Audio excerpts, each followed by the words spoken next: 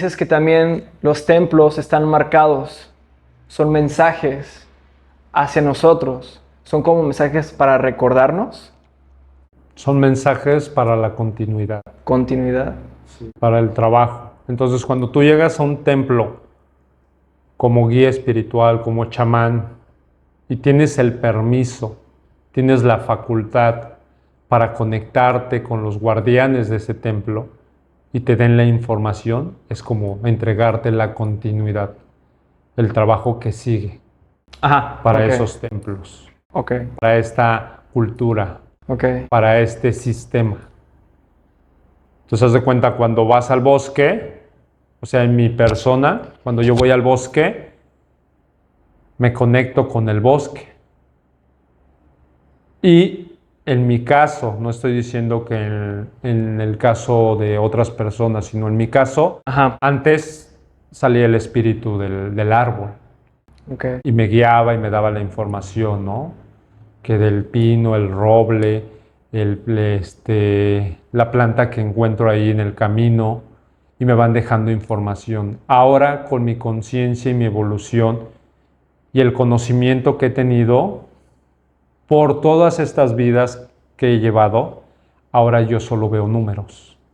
¿Tú ves números? Puros números y geometrías en estos árboles, que las sé leer, las sé interpretar, y sé su sonido, sé su programación y sé cómo conectarme con ellos para obtener la información que ellos deciden entregarme, no que yo decido tomar. Entonces esa es la diferencia de un trabajo diferente a que tú llegas y voy a tomar el conocimiento. No. Entonces tú llegas y te esperas a que lleguen los guardianes, lleguen los sabios de esas tierras para que te den el permiso para poder entrar al templo, para poder entrar a la zona arqueológica, para poder prender el fuego dentro de esa zona arqueológica. Porque no nomás es de que yo voy a ir a hacer una ceremonia y ahorita voy a aprender y me voy a meter. No, no es así. ¿Respeto?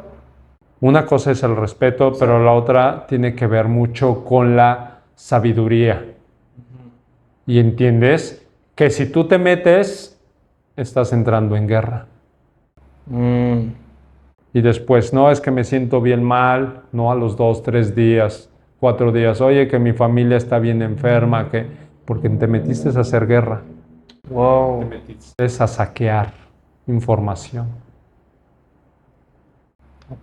Entonces, no nomás porque sí se prende un saumerio, tienes que ser iniciado, te tienen que entregar el fuego. Una veladora representa el fuego. Entonces, para que tú prendas como mago, como sabio, una veladora, te tuvieron que entregar el fuego. ¿Y quién hacen esas entregas? Pues los chamanes, los guías espirituales, los sabios que tienen el permiso para entregarte el fuego. Tienes que pedir permiso. Para entregarte el cuarzo. No porque compres un cuarzo y lo traigas contigo, ya está haciendo su función. Sí, pero no. Porque tienes que conectarte con la esencia y el sistema de la obsidiana, de la amatista, de cualquier piedra que corresponde para poder utilizar su energía, su programación, para protegerte, para sanarte y poder entender en qué te va a ayudar esta piedra, con qué sistema de tu cuerpo está resonando o está funcionando. Porque dices, bueno, agarro una amatista y es transmutación y va a absorber toda la densidad y todo esto, ¿no? Entonces la amatista sí, pero ¿por qué no usas una obsidiana? Porque la obsidiana tiene la carga volcánica del fuego y del fuego negro que te va a limpiar y a jalar toda esa densidad. Incluso la obsidiana, si la ves, pues es un hoyo negro, es un espejo. Y por eso es espejito, espejito. Por eso es la programación de la sabiduría de entender qué piedra me corresponde, cuál es la que estoy vibrando, pero también más bien debes de entender el conocimiento.